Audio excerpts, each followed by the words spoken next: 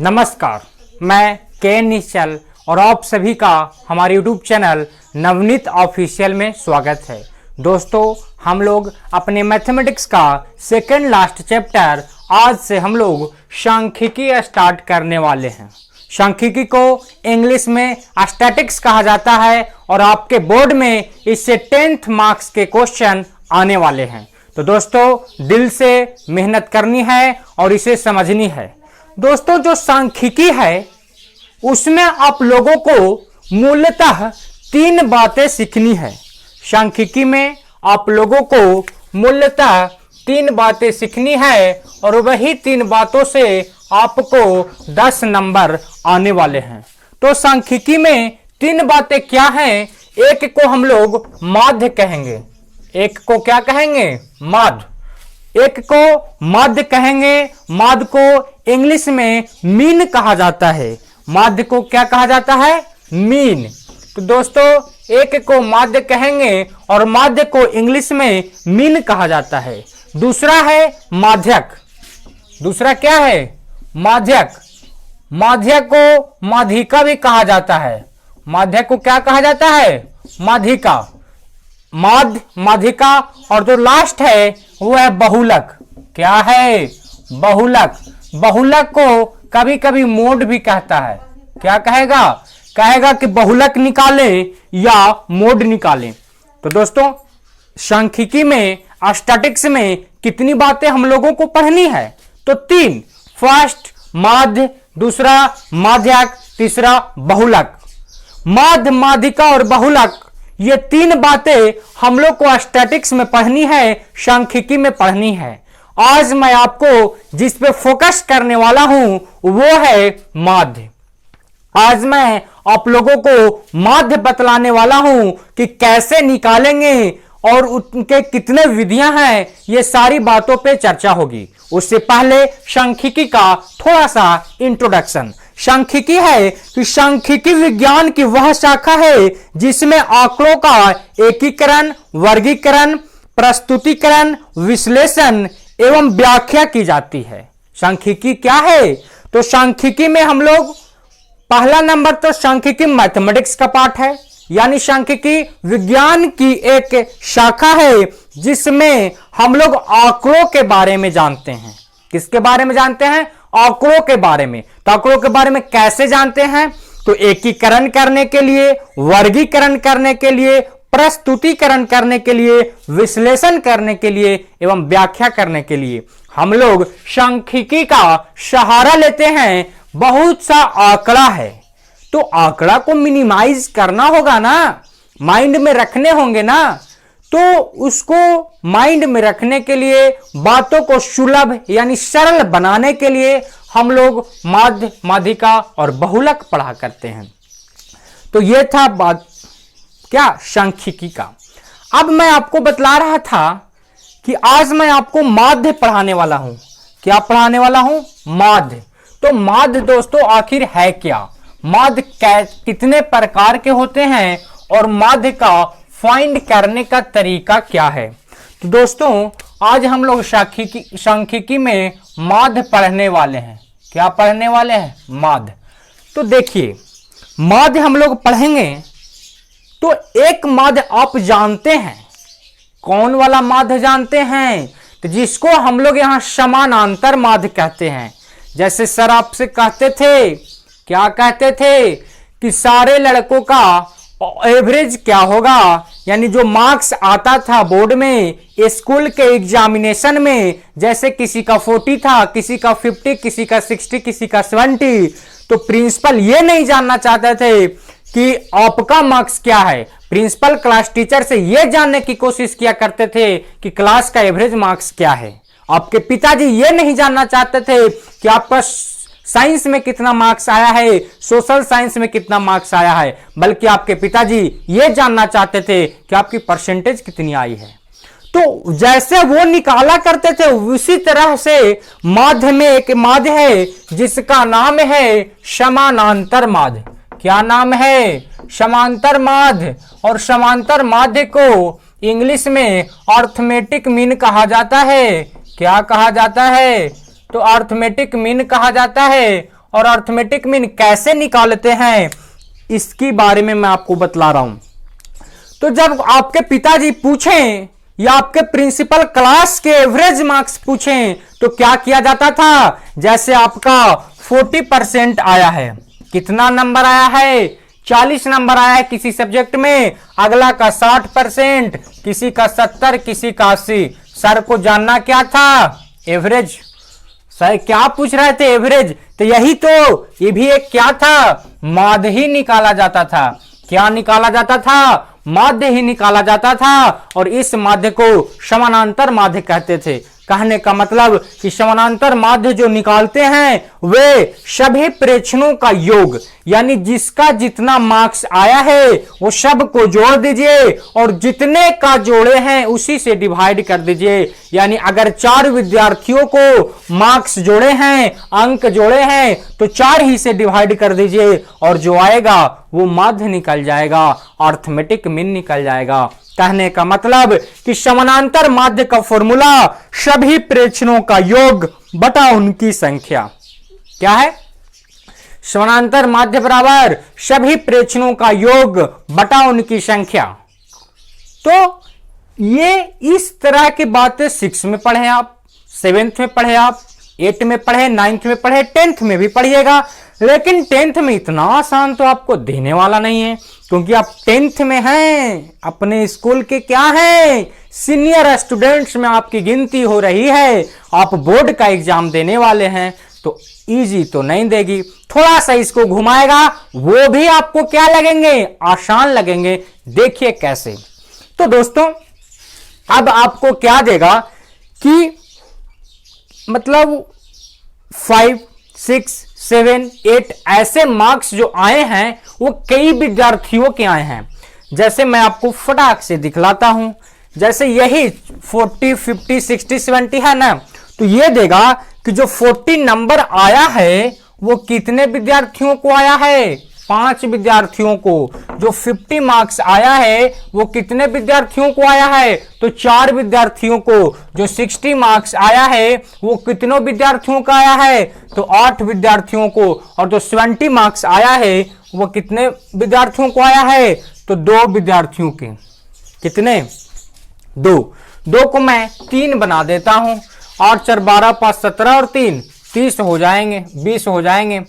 तो देखिए अब क्या, कैसे आपको माध्य आपके एग्जाम में पूछेंगे, क्लास 10th में किस प्रकार का माध्य पढ़ना है वो मैं आपको बतला रहा हूं।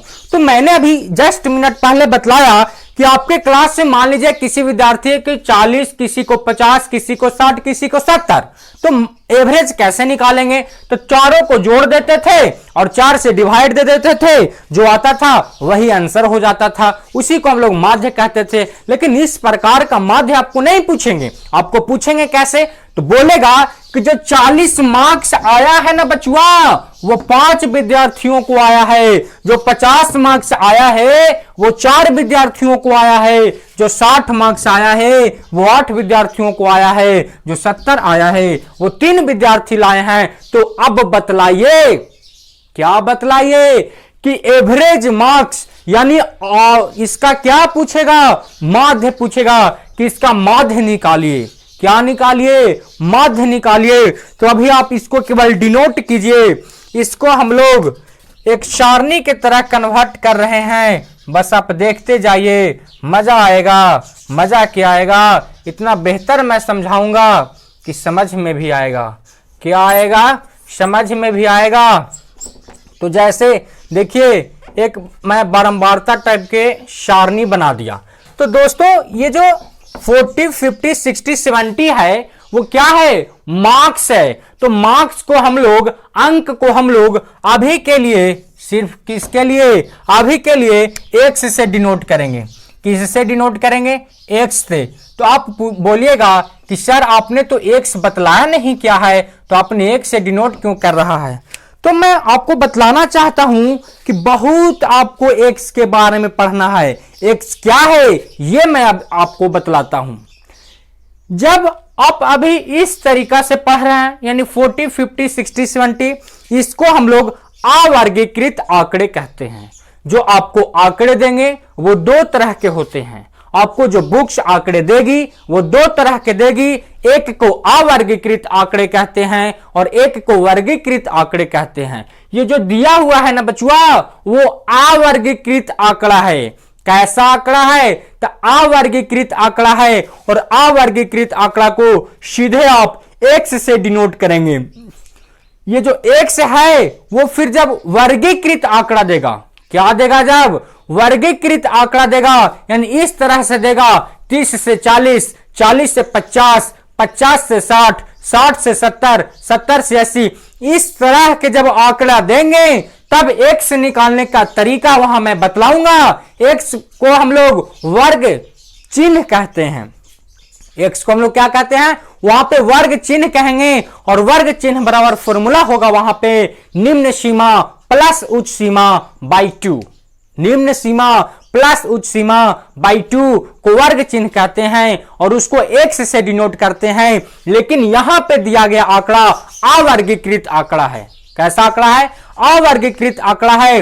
तो इसका मध्य निकालने का तरीका मैं बतला रहा हूं, तो इसको सीधे x से डिनोट करेंगे। किससे डिनोट करना है? तो x से डिनोट करना है, और बारंबारता को हर वक्त, बारंबारता को कहीं भी हर वक्त क्या से डिनोट करेंगे? तो बारंबारता को जब भी हम लोग करें तो f से डिनोट करेंगे। किससे? बारंबारता को f से। अब देखिए आपको पास x है, f भी है, तो मध्य निकालने के लिए fx की जरूरत होती है। क्या की जरूरत होती है? fx। जब आप माध्य बराबर पढ़ेंगे, समानांतर माध्य का फॉर्मूला मैं आपको बतला रहा हूं, sigma fx by sigma f। क्या होता है फॉर्मूला? तो sigma fx by sigma f। अब कहिएगा सर कि f क्या है? तो मैं आपको बतला रहा हूं कि f को बारंबारता कहते हैं, यानी जो जितनी बार आया है, जीतने के लिए आया है। कहने का मतलब कि जो 40 मार्क्स है, 40 अंक प्राप्त जो हुए हैं, वो 40 अंक 5 विद्यार्थियों का आया है। कितने विद्यार्थियों का? तो 5 विद्यार्थियों का आया है। तो कितने के लिए आया है? तो 5 के लिए। तो ये 5 हमारा क्या होगा? 40 के लिए बारंबारता होगा, और बारंबारता को f से डिनोट करते हैं। आया समझ में? तब हम लोग बारी बारी से सभी का क्या निकाल लेंगे? fx निकाल लेंगे, क्योंकि हमारे यहां सिग्मा fx की जरूरत है। तो fx निकालने के लिए f को x से मल्टीप्लाई करना होगा, गुना करना होगा। तो जब आप 40 को 5 से गुना करेंगे तो गुणनफल 200 आएगा। 50 को 4 से गुना करेंगे तो गुणनफल 200 आएगा। 60 को 8 से गुना करेंगे तो 8 छक 48, 480 आएगा। 70 को 3 से तो 210 आएगा। ये रहा विद्यार्थियों द्वारा जो लाया गया अंक है उसका योगफल। 40 अंक लाने वाले कितने विद्यार्थी थे? 5 विद्यार्थी। टोटल 40 वाला अंक कितना आया है? तो 200। ये आया क्या? fx। अब यहां तो कहिए कि सिग्मा fx है, वो भी मैं आपको बतलाऊंगा कि सिग्मा कैसे निकालेंगे। पहले नीचे सिग्मा f। तो f तो हम लोगों को पता है, लेकिन सिग्मा f पता नहीं है। fx भी हम लोगों को पता है, पर सिग्मा fx नहीं पता है। तो मैं सिग्मा का मतलब अब आपको थोड़ा सा बतलाया देता हूं। तो सिग्मा का हम लोग समेशन करेंगे। समेशन कहने का मतलब एडिशन करेंगे। आया? सिग्मा को समेशन मानेंगे और समेशन को एडिशन करेंगे, इसी को सिग्मा कहते हैं। Sigma that is summation. Summation कहने का मतलब एडिशन। समेशन का मतलब एडिशन। एडिशन का मतलब जोड़ना। यानी अगर हम लोग सभी fx को जोड़ देंगे, क्या कर देंगे? एडिशन कर देंगे, यानी टोटल जोड़ देंगे, तो जो योगफल आएगा, जो एडिशन आएगा, उसी को तो हम लोग सिग्मा fx कहते हैं। आ रहा है कुछ समझ में? आना चाहिए।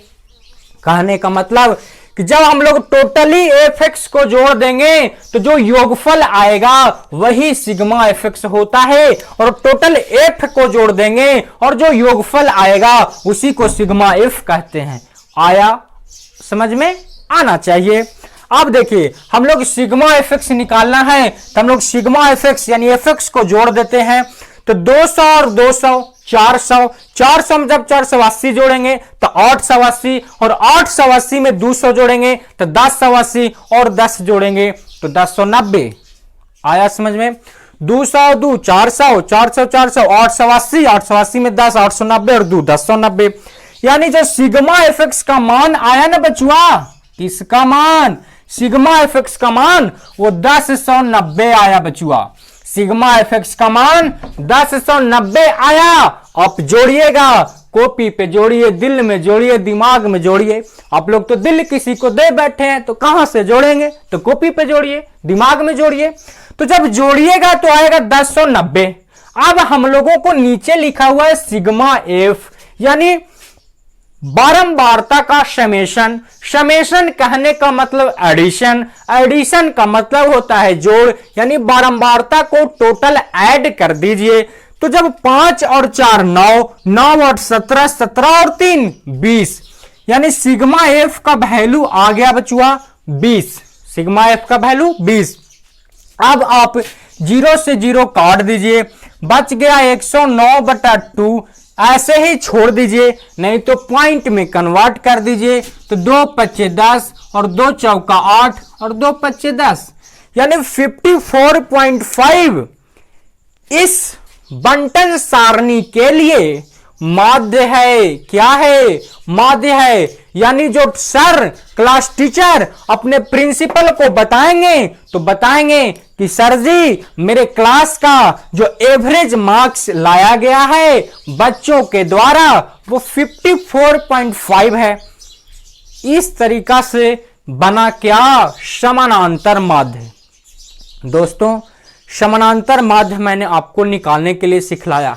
कब? जब दिया गया ये बंटन सारणी कैसा सारणी हो? अवर्गीकृत आंकड़ा हो। कैसा? अवर्गीकृत। कैसा हो? अवर्गीकृत आंकड़ा के लिए मैंने आपको समानांतर माध्य निकालना सिखलाया। क्या सिखलाया? समानांतर माध्य। अब थोड़ा सा मैं अगर आपको यहां हेल्प कर दूं तो आप कैसा के लिए? वर्गीकृत आंकड़ा के लिए भी निकाल लेंगे। जैसे अगर ये 40 ना देकर क्या दे देता कि बचुआ जो ये वर्ग अंतराल दे देता। क्या दे देता? वर्ग अंतराल। वर्ग अंतराल कहने का मतलब कि 40 ना देता और कहता, क्या कहता कि 35 से 45 मार्क्स लाने वाले बच्चे, 35 से 45 के बीच मार्क्स लाने वाले बच्चों की संख्या 5 है। ये 40 नहीं देता। क्या करता? ये 40 नहीं देता, कहता कि 35 से 45 के बीच में नंबर लाने वाले विद्यार्थियों की संख्या 5 है। इसी प्रकार इसको भी देता। इसको क्या देता? तो 45 से 55 देता और कहता कि 45 से 55 के बीच नंबर लाने वाले विद्यार्थियों की संख्या 4 है। उसी प्रकार यहां पे देता कि 55 से 65 के बीच नंबर लाने वाले विद्यार्थियों की संख्या 8 है, और 70 के जगह पे देता 65 से 75 के बीच नंबर लाने वाले विद्यार्थियों की संख्या 3 होता। आ रहा है कुछ समझ में? मैंने जो शुरू में बताया वो अवर्गीकृत आंकड़ों के लिए था। कैसा आंकड़े के लिए था? अवर्गीकृत आंकड़े के लिए डायरेक्ट ये मार्क्स देता कि इतना लाया है। अब क्या देगा कि 35 से 45 के बीच, 35 से 45 के बीच नंबर लाने वाले विद्यार्थियों की संख्या 5, 45 से 55 के बीच नंबर लाने वाले विद्यार्थियों की संख्या 4, 55 से 65 के बीच नंबर लाने वाले विद्यार्थियों की संख्या 8, 65 से 75 के बीच नंबर लाने वाले विद्यार्थियों की संख्या 3। तो आप माध्य ज्ञात कीजिए। इन आंकड़ों के लिए क्या कीजिए? माध्य ज्ञात कीजिए।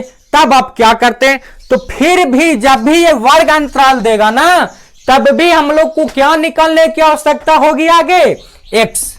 जब हम लोग को वर्ग अंतराल दे तब भी हम लोग क्या फाइंड करेंगे? आगे x। तो x निकालने का तरीका क्या है? तो बचुआ x निकालने का तरीका है, x को हम लोग वर्ग चिन्ह कहते हैं। x को हम लोग वर्ग चिन्ह कहते हैं। क्या कहते हैं, वर्ग चिन्ह, यानी वर्ग चिन्ह को डिनोट किससे, x से, और वर्ग चिन्ह बराबर होता है उच्च सीमा, कैसा सीमा, उच्च सीमा प्लस निम्न सीमा, उच्च सीमा प्लस निम्न सीमा बाई 2। वर्ग चिन्ह कहने का मतलब ये x निकालने का तरीका होता है उच्च सीमा प्लस निम्न सीमा बाई 2। उच्च सीमा किसको कहेंगे, तो किसी भी वर्ग अंतराल के बड़ा वाला 35 से 45, तो दोनों में बड़ा कौन, 45, तो 45 को ही उच्च सीमा कहेंगे। 45 को क्या कहेंगे, उच्च सीमा। तो यहां पे हम लोग लिख देते हैं 45, प्लस है तो प्लस। अब निम्न सीमा, तो निम्न सीमा कौन हो जाएगा, कम वाला, तो कम वाला कितना है, 35 है, और 2 से डिवाइड दे दीजिए। जब 5 5 10 के 0 हाथ में, 1 4 3 7 1 8, और 80 को 2 से डिवाइड दीजिएगा तो क्या आ जाएगा, 40। आया कि नहीं आया, आया। इसी प्रकार 45 और 55 को ऐड करके 2 से डिवाइड देंगे 50 आएगा। 55 और 65 को ऐड करके 2 से डिवाइड देंगे 60 आएगा। 65 और 75 को ऐड करके 2 से डिवाइड देंगे तो 70 आएगा। यानी अगर हम लोगों को वर्गीकृत आंकड़ा दे दे, अब ये कैसा आंकड़ा हो गया, वर्गीकृत आंकड़ा हो गया बच्चुआ, यानी वर्गीकृत आंकड़ा ये दिया है। वर्गीकृत आंकड़ा किसको कहेंगे, तो वैसा आंकड़ा जो वर्गों में विभक्त हो। कैसा आंकड़ा, तो वैसा आंकड़ा जो वर्गों में विभक्त हो उसे वर्गीकृत आंकड़ा कहते हैं। जैसे 35 से 45 क्या है, एक वर्ग है। 35 से 45 क्या है बचुआ, एक वर्ग है। और 45 से 55 क्या है, तो एक वर्ग है। 55 से 65 क्या है, एक वर्ग है। 65 से 75 क्या है, तो एक वर्ग है। यानी वर्गों में विभक्त हो, वर्गों में डिवाइड हो, वर्गों में बटा हुआ हो, तो वैसे आंकड़े को वर्गीकृत आंकड़ा कहते हैं। और वर्गीकृत आंकड़ा से मैंने समानांतर माध्य निकालने के लिए आपको पूरा तरीका, तौर तरीका आसानी से सिखाया। अगर जब कभी अवर्गीकृत आंकड़ा दे दे, यानी डायरेक्ट वाला दे दे, जैसे 40 50 60 70 बोल दे कि लाने वाले विद्यार्थियों की संख्या 5 4 8 3 है, तब कैसे बनाएंगे, तो सबसे पहले मैं वही बताया, 40 और 5 के सहारा से गुना करना है, समेशन करना है, सिग्मा एफ निकालना है, सिग्मा एफ से डिवाइड देना, आंसर आ जाएगा। वर्गीकृत आंकड़ा दे दे तभी तो वर्गीकृत आंकड़ा से बताया। आपको वर्गीकृत आंकड़ा जब देगा तो क्या क्या देगा मैं बतला देता हूं। तो जब वर्गीकृत आंकड़ा देगा बचुआ तो आपको वर्ग अंतराल और बारंबारता देगा। क्या देगा, वर्गीकृत आंकड़ा जब देगा तो वर्ग अंतराल और बारंबारता देगा। हम लोग वर्ग चिन्ह और एफ निकाल लेंगे और बना लेंगे।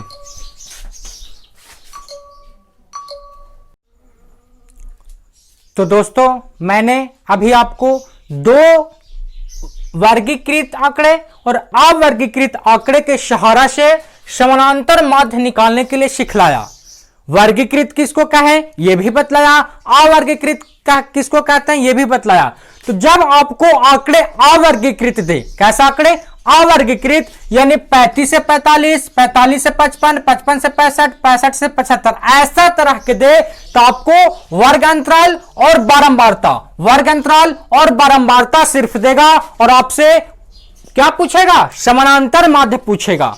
तो हम लोग जब भी अवर्गीकृत आंकड़े मतलब वर्गीकृत आंकड़े देगा वर्ग अंतराल वाला, तो हम लोग सबसे पहले वर्ग चिन्ह निकालेंगे। क्या निकालेंगे, वर्ग चिन्ह। वर्ग चिन्ह निकालने के लिए हमें बतला दिया, वर्ग अंतराल निकालेंगे, बारंबारता दिया हुआ रहेगा, वर्ग चिन्ह निकाल लेंगे और x को f से गुना करके एफ निकाल लेंगे, सिग्मा एफ निकाल लेंगे और f को समेशन करके ऐड करके सिग्मा एफ निकाल लेंगे, sigma F by sigma F करके बना देंगे।